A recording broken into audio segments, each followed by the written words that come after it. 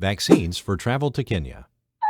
In this video, we'll talk about what vaccines you need for your trip to Kenya. We'll go over what vaccines are required, what vaccines are recommended for most U.S. travelers, booster vaccinations you might need, plus prescription medications such as an antibiotic that you might want just in case. Hi, this review was prepared by Dr. Fuzayloff from TravelClinicNY.com, the busiest travel clinic in Manhattan, NYC.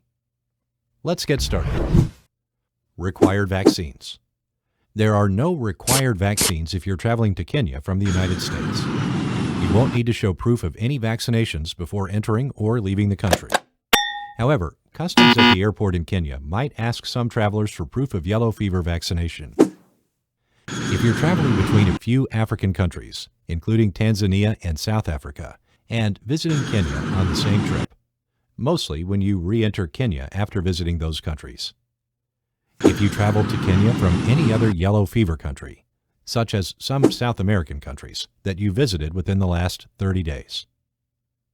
Recommended vaccines.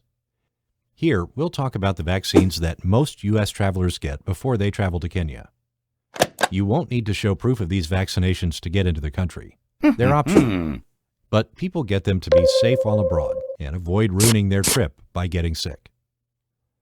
The two most common vaccinations that travelers get are for hepatitis A and typhoid.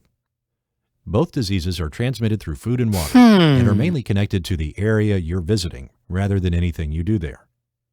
One hepatitis A shot is good for 10 years. 2 shots obtained 6 months to a year apart provide 20 years of immunity. 1 typhoid shot is good for 2 years. Oral typhoid vaccine will keep you safe for 5 years.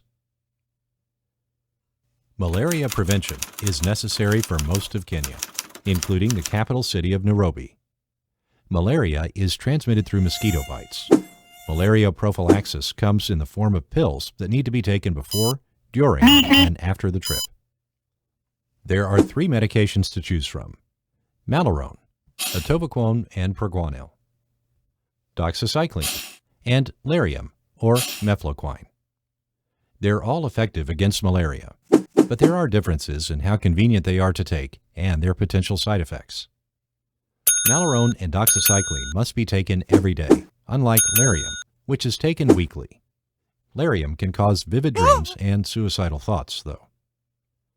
Malarone is the most prescribed medication because it's the least likely to cause side effects. The table below is a concise overview of the 3 medications, their potential side effects, and their cost with and without health insurance.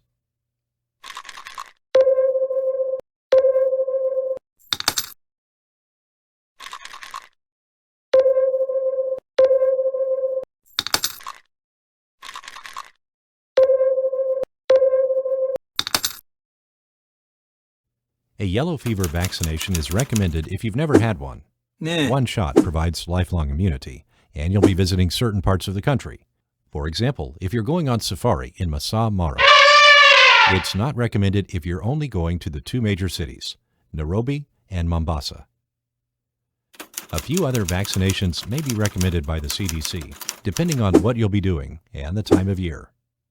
A vaccination against meningitis is advised only if you're going to Kenya between December and June. 1 shot is good for 5 years. Meningitis is transmitted via respiratory droplets. Cholera is not a common disease in most touristy places, so cholera vaccine is mainly reserved for people who will be living with locals in certain small, specific parts of Kenya. Check the CDC link under the video for cholera areas in Kenya. 1 oral dose provides immunity for 6 months. This disease is transmitted by contaminated food and water, and most people are advised to avoid getting cholera by washing their hands and avoiding unsafe food and water. A rabies vaccination is advised primarily for professionals who deal with animals, and a very few campers and adventure travelers who are at higher risk of getting rabies via an animal bite or scratch. Here's why only a few travelers are vaccinated against rabies. For most people, the risk is very low. The vaccine is expensive, more than $450 per shot, and 3 shots are necessary.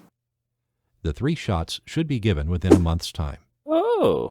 Even if you're fully vaccinated, more shots are necessary if you're bitten or scratched by an animal. Most people avoid getting rabies by not petting stray animals and staying away from wild animals while abroad. Routine vaccines. Certain vaccines are routinely given to children in the United States. Check whether you're up to date with those vaccines before traveling abroad. There are 2 ways of determining whether you're immune. Check your immunization record, which can be obtained from your doctor or school. Have a blood test, which will be covered by most health insurance. Here's a list of routine childhood vaccines in the United States that need to be up to date before you travel to Kenya. MMR, or measles, mumps, and rubella. 2 doses given at least 28 days apart provide lifelong immunity. Varicella. 2 doses given at least 28 days apart provide lifelong immunity. Polio. 3 doses are given to children. A booster dose every 10 years is necessary for people traveling to areas where polio is common. Kenya is not one of them. Hepatitis B. 3 doses provide lifelong immunity. A booster might be necessary for some people after 30 years. Tdap, or tetanus. A booster is necessary every 10 years, regardless of whether you're traveling. Other prescription medication, just in case. Antibiotic, Z-Pak or Cipro. This is not a preventative medication. It's taken after you get sick. It's mostly for travelers' diarrhea, but can also be used for other common infections, such as UTI, sinus infection, pneumonia, etc. Sleeping pill for the flight. Ambien or Xanax. Summary. No vaccine is a must if you're traveling from the United States to Kenya. Most U.S. travelers get the following vaccines: hepatitis A, typhoid, malaria, yellow fever for safari. Some U.S. travelers get these vaccinations: meningitis, if traveling between December and June; tetanus, or Tdap, booster every 10 years; traveler's diarrhea medication, Z-Pak or Cipro. If you like this video, please give a thumbs up. If you want to watch more videos about herpes, subscribe to our channel.